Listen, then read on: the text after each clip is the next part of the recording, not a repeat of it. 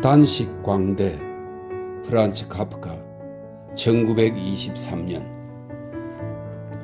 요 20, 30년 사이에 단식 광대에 대한 관심은 사뭇 쇠퇴해버리고 말았다. 그런 흥행을 대대적으로 벌이면 예전에는 수입이 좋았는데 오늘날에는 전혀 그렇지 않다. 시대가 달라졌다. 당시에는 온 마을의 관심이 단식 광대에 집중되어 있었다. 단식 날에는 관심이 더욱 높아져서 모든 사람이 적어도 하루에 한 번은 단식 광대를 보려고 들었다.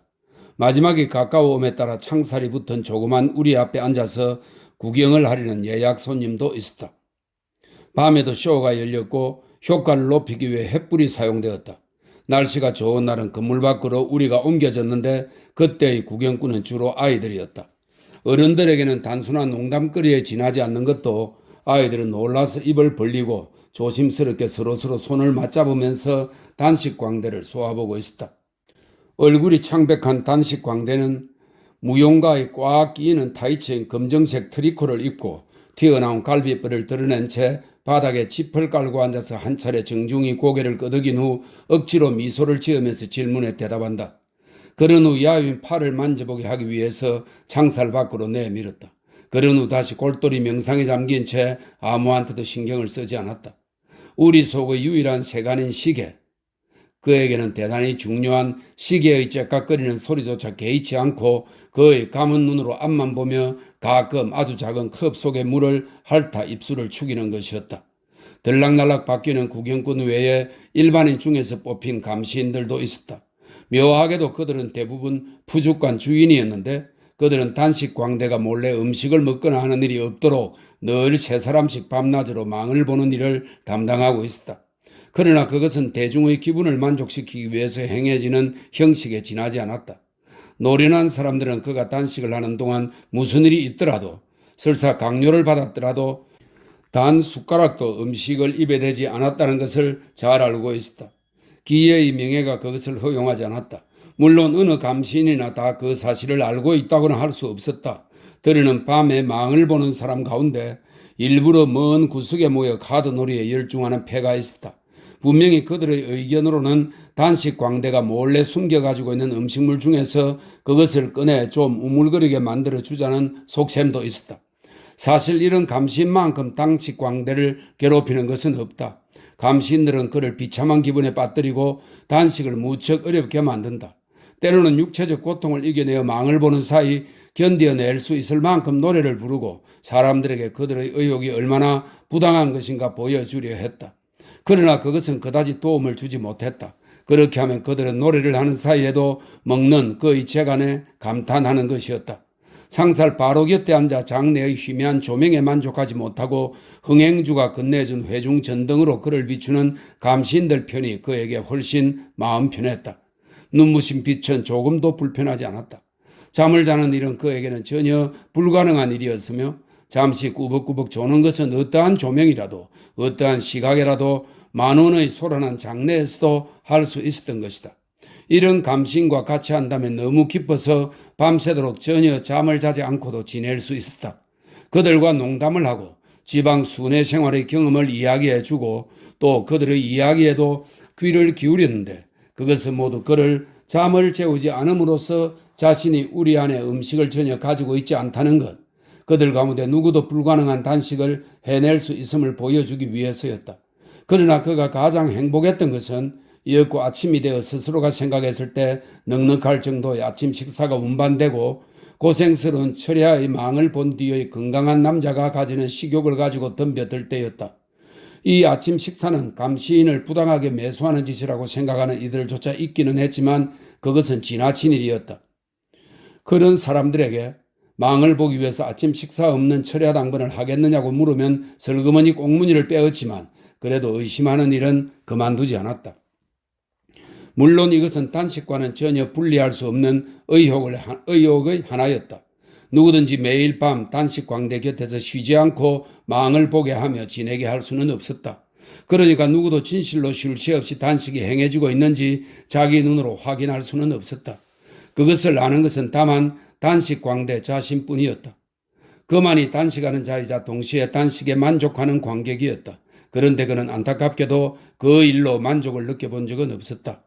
단식 광대의 수치가 모습을 차마 두 눈으로 볼 수 없어서 흥행장소에서 멀리 떨어져 있는 사람들도 있었지만 그토록 야유해 있는 것은 단식 탓이 아니라 자기 자신에 대한 불만 탓이었다. 다시 말하면 단식이 얼마나 수월한지 알고 있는 자는 그뿐이었다. 다른 어떤 전문가도 진실을 몰랐다. 그는 사람들에게 단식이야말로 이 세상에서 가장 수월한 일이라고 했으나 사람들은 그의 말을 믿지 않았다. 극히 호의를 가진 경우에나 겸손하다고 여길 정도이고 대개의 경우 선전을 좋아한다거나 사기꾼이라고 생각했다. 사기꾼이라면 어렵지 않게 해내는 방법을 터득하고 있을 것이므로 단식은 수월할 것이고 그것을 고백할 정도로 뻔뻔스러움도 갖고 있게 마련이다. 이런 일을 그는 모두 참아야만 했다. 해가 지남에 따라 익숙해지기도 했지만 마음속에서 이 불만은 그를 계속 괴롭혔으며 이제까지 한 번도 어떤 단식 기간 다음에도 자진해서 우리에서 나온 적은 없었다. 단식의 최대 기간을 흥행주는 40일로 정하고 그 이상의 단식은 어떤 세계적인 대도시에서도 시키지 않았는데 그것도 충분한 이유가 있었다. 경험으로 보면 40일 정도는 광고를 차차 고조시켜가서 도시의 관심을 더욱 부채질할 수 있었지만 그것을 넘으면 손님이 떨어져 나가고 수입도 사라지는 것이 명백했다. 물론 이때 도회지와 시골은 약간 차이가 있었고 원칙적으로 40일이 최대 기간으로 인정되었다. 이렇게 해서 40일째가 되면 꽃으로 뒤덮인 우리의 문이 열리면서 열광한 군중이 반원형의 계단식 좌석을 메웠다. 그리고 군악대가 연주를 하면 두 사람의 의사가 단식 광대에게 필요한 계량을 실시하기 위해 우리 안으로 들어간다. 그 결과는 메가폰으로 장내에 알려지며 마지막으로 두 젊은 부인이 추첨에 당첨된 행운을 기뻐하며 나타나서 단식 광대를 우리에서 두세 단 아래로 안내하려고 한다. 그곳의 조그만 테이블 위에는 신중하게 선택된 환자용 식사가 준비되어 있다. 이 순간 단식 광대는 언제나 거부하는 것이었다. 그는 뼈와 가죽뿐인 팔을 그에게로 몸을 구부린 부인들이 친절히 내미는 손 안으로 자진해서 밀어넣기는 하지만 몸을 일으키려고는 하지 않았다. 왜 40일이 지난 지금 그것을 그만두느냐? 좀 더 오래, 무한히 오래 계속할 수 있는데 어째서 바로 지금 그의 단식이 최고의 경지까지 다다르지 않은 지금 그만두느냐? 어째서 사람들은 그가 좀 더 단식을 지속시키고 세계 역사상 최대의 단식 광대가 될 뿐만 아니라 아마도 이미 그러할 테니까 더 나아가 자기 자신을 넘어서 상상도 못할 정도까지 이르는 명예를 빼앗으려고 하는가? 그는 자신의 단식 능력에 한계를 느끼지 않았다. 어째서 그를 이토록 칭찬하는 지 않은 관중이 그에게는 이다지도 인내심을 가지지 않는가? 그가 단식을 계속하는 일을 견뎌낼 수 있는데도 불구하고 어째서 그들은 그것을 참으려 하지 않는가? 또한 그는 지쳐서 집 위에 기분 좋게 앉아 있는데 그들의 요구대로 일어나서 음식이 있는 곳으로 가야만 했다. 식사에 대한 생각만 해도 가슴이 메스꺼워졌지만 그것을 입 밖으로 내는 일은 부인들을 생각해서 간신히 참고 있었다. 그리고 그는 언뜻 보아 다정한 것 같은 실은 무척 잔인한 여성들의 눈을 들여다보며 약하디 약한 모기의 지나치게 무거운 머리를 흔들었다. 그러나 이때 언제나 있는 일이 일어났다. 흥행주가 와서 입을 다문 채 두 손을 단식 광대 위에 올려 마치 하늘을 향하여 집 위에 있는 하늘의 창조물이자 가련한 이 순환자. 확실히 단식 광대는 그러했지만 실제로는 전혀 달랐다라는 설명이 있습니다.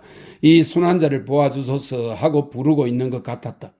그리고 단식 광대의 허리를 과장된 조심스러움으로 안으면서 자신이 지금 얼마나 부서지기 쉬운 것을 다루고 있는지 믿게 하려고 했다. 그러고 나서 그를 설명입니다. 흥행주가 은밀히 그의 몸을 흔들었으므로 다리와 윗몸이 저도 모르게 흔들흔들했다. 그러고 나서 그를 어느새 죽은 사람처럼 창백해져 있는 부인네들의 손으로 넘겼다. 이제 단식 광대는 모든 것을 참고 있었다. 가슴에 들이운 머리는 굴러내려와서 어찌된 셈인지 거기에서 멎은 듯이 보이면서 몸은 속이 비어있는 것 같았다. 다리는 자신을 보존하려는 충동에서 두 무릎을 딱 붙이고 있었는데 그래도 계속 무대 바닥을 휘저었다. 그것이 진짜 바닥이 아니며 진짜를 찾고 있다는 듯이 몸 전체의 무게가 하기야 극히 가볍지만 부인 한 사람에게 걸려 있었다. 그 여자는 도움을 청하고 숨을 헐떡거리면서 이 설명입니다. 이 명예로운 구실이 이런 것인 줄은 생각하고 있지 않았다.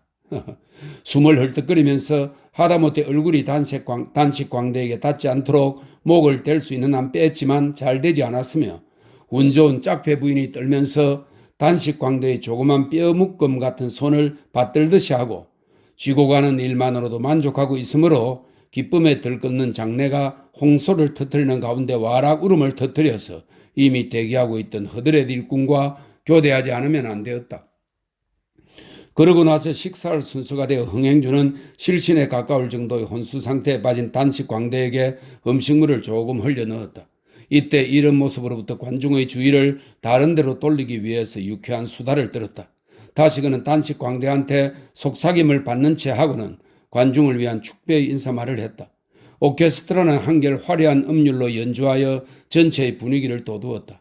이것으로 끝이 나서 사람들은 돌아갔다. 그 누구도 자신이 본 것에 대해 불만을 털어놓을 권리는 없었다. 다만 단식 광대만이 늘 그만이 불만이었다. 이렇게 해서 그는 규칙적인 짧은 휴식 기간을 사이에 끼고 오랜 세월 타인에게서 영광스러운 존경을 받았지만 사실은 우울한 나날을 보냈다. 게다가 아무도 그 우울함을 진지하게 받아줄 수가 없었으므로 더욱더 그것을 키워나가면서 지내고 있었다. 어떻게 그를 위로하면 좋을까? 그에게 무언가를 해주는 방법은 없을까? 친절한 사나이가 있어서 그를 가엾게 여기고 그의 슬픔은 아마 단식 때문이라고 하면 단식이 어지간히 진행되고 있을 무렵에는 특히 격렬한 분노로 흥분하여 짐승처럼 창살을 덜컥덜컥 뒤흔들어서 모든 사람을 겁나게 만드는 것이었다. 그러나 이런 때 흥행주가 곧잘 쓰는 처벌의 수단이 있었다. 그는 모여있는 관중들에게 단식 광대의 난폭한 거동을 사과하고 단식 때문에 생기는 배부른 인간에게는 금세 이해가 가지 않는 초조로움만이 그의 거동을 관대하게 보아넘길 수 있는 것으로 만든다는 사실을 인정한 다음 지금보다도 훨씬 오래 단식할 수 있을 것이라는 그의 주장도 같은 식으로 설명할 수 있는 것이라고 말하였다. 이 주장 속에는 분명히 숭고한 노력, 선의, 커다란 자기 부정이 내포되어 있다고 칭찬했다. 그러나 그러고 나서 이내 팔기도 하는 사진을 보이고 무척 쌀쌀맞게 이 주장을 부정하려고 했다. 즉 그 사진에는 단식 광대가 단식을 시작한 지 40일이 지난 쇠약한 나머지 푹 꺼질 듯이 되어서 침대에 누워있는 것이었다. 단식 광대가 잘 알고 있기는 하지만 언제나 새삼스럽게 낙담하게 되는 이런 식의 진실 왜곡은 그에게는 몹시 고통스러웠다. 빨리 끝낼 수 있는 단식의 결과가 이 경우의 고통의 원인으로 간주되었다. 이 우열성, 이 우열한 세계와 대항하여 싸우는 것은 불가능했다. 그래도 여전히 그는 희망을 잃지 않고 창살에 기대어 열심히 흥행주의 말을 듣고 있었지만 사진사가 나타나면 언제나 창살에서 손을 떼고 한숨과 함께 집더미 속으로 무너져 쓰러졌다. 안심한 관중은 다시 가까이 와서 구경할 수가 있었다. 이런 장면을 본 사람들은 몇 년 후 그 일을 회상해보면 종종 스스로도 영문을 모르게 되었다. 그동안 앞에서 말한 변화가 생겼다. 거의 갑자기 그것이 일어났다. 아무도 모르는 이유가 있었는지도 모르지만 그런 것을 캐려는 사람이 있을까? 어쨌든 어느 날 응석바지로 지내고 있던 단식 광대는 오락을 좋아하는 대중이 자신을 떠나 다른 구경거리로 흘러가고 있음을 본 것이었다. 다시 한번 흥행주는 그를 데리고 유럽의 한복판을 돌아다녀 아직 어딘가에서 예전의 관심이 발견되지 않을까 생각했는데 모두 허사였다. 은밀하게 짝이라도 한 것처럼 순식간에 단식 구경거리에 혐오스러운 감정이 생겨나고 있었다. 물론 그것은 갑자기 그렇게 된 것은 아닐 것이다. 지금 와서 보면 정상에 있을 때 너무나 안이했고 본능을 억제하려고 하지 않았던 것들이 상기되었다. 그러나 이제 그것을 수습하기에는 너무 늦었다. 언젠가 다시 단식의 시대가 찾아올 것은 확실하겠지만 지금의 사람들에게는 위안이 되지 않았다. 그런데 단식 광대는 어떻게 하면 좋을까? 수천 명의 사람들에게 둘러싸여 환호를 받던 그가 조그만 저작거리의 구경꾼들에게 둘러싸여 있을 수는 없었다. 단식 광대는 다른 직업을 택하기에는 너무 나이를 먹었다. 게다가 무엇보다도 단식에 너무 열중해 있었다. 이렇게 해서 그는 생애에 둘도 없는 짝패인 흥행주와 작별을 하고 커다란 서커스단에 고용되었다. 그는 자신의 명예가 손상되는 것이 두려워서 계약 조건은 전혀 보려고도 하지 않았다. 언제나 많은 인간, 동물, 도구의 조화를 유지하며 갈아치워가는 커다란 공마다는 누구라도 언제든지 설사 단식 광대라도 물론 저마다 응분의 대가를 지불하면서 쓸 수가 있었다. 게다가 이 특별한 경우는 다만 단식 광대 자신뿐만 아니라 과거 인기인이었던 그의 이름도 함께 고용된 것이다. 늙어서도 쉬하지 않는 이 기회의 성질을 감안하면 벌써 한창 때를 지난 늙어 빠진 광대가 한가한 서커스의 위치로 도피하려 했다고는 절대 말할 수 없었다. 반대로 단식 광대는 전과 마찬가지로 단식할 수 있다. 공발한 측은 즉각 그것을 인정했지만 정말은 지금이야말로 세계를 과연 그렇구나 하고 경탄시킬 수 있을 것이라고까지 주장했다. 그러나 이 주장은 단식 광대가 열심히 노력한다는 사실을 금세 잊어버리는 시대의 풍조를 생각한다면 노련한 사람들에게는 미소밖에 불러일으키지 않았다. 그러나 단식 광대도 현실의 눈을 가리고 있었던 것은 아니다. 우리의 는 그를 인기 종목으로 내세워 무대 안에 두거나 하지 않고 바깥의 동물 사육장 근처에 머물게 하고는 그것을 당연한 것으로 여기고 있었다. 색색으로 씌어진 큼직한 문구가 우리를 둘러싸고 있는 거기에 동물을 보려고 동물 사육장으로 서둘러 가노라면 단식 광대가 있는 곳을 지나므로 거기서 잠시 멈춰 서는 것은 거의 피할 수 없는 일이었다. 좁은 통 뒤에서 사람들이 밀려와 목적지인 동물 사육장으로 가는 길에 이렇게 멈춰서 있는 것이 납득이 되지 않아 좀 더 천천히 보는 것을 방해하지 않았더라면 아마도 사람들은 그가 있는 곳에 좀 더 오래 머물러 있었을 것이다. 이것은 단식 광대가 평생의 목적으로 고대하고 있던 구경의 시간을 오히려 두려워하는 이유이기도 했다. 그도 처음에는 공연의 휴게 시간을 기다릴 때면 지칠 지경이었다. 군중이 몰려오는 것을 보면 그는 신이 났지만 금세 아무리 완고하고 그의 의식에서 자신을 속인다 해도 경험에는 저항할 수 없었다. 대개 언제나 예외 없이 동물 사육장을 향해 가는 사람들 뿐이라고 확신한 것이다. 멀리서 보면 여전히 굉장한 광경이었다. 하지만 그가 있는 대로 가까이 오면 끊임없이 새로운 두 개의 무리가 생겨 하나는 그를 천천히 보려고 했다. 이는 이해를 해서가 아니라 호기심과 고집스러운 기분에서인 것이었다. 다음 무리는 동물 사육장으로 빨리 가고 싶어서 이 두 무리의 고함 소리와 욕설 소리가 거칠게 소용돌이 쳤다. 많은 사람들의 무리가 지나가고 나면 또다시 한 무리의 사람들이 왔다. 보고 싶다면 이제는 방해될 것이 없었지만 성큼성큼 거의 한눈도 팔지 않고 휙 지나가 어서 동물이 있는 곳으로 가려고 했다.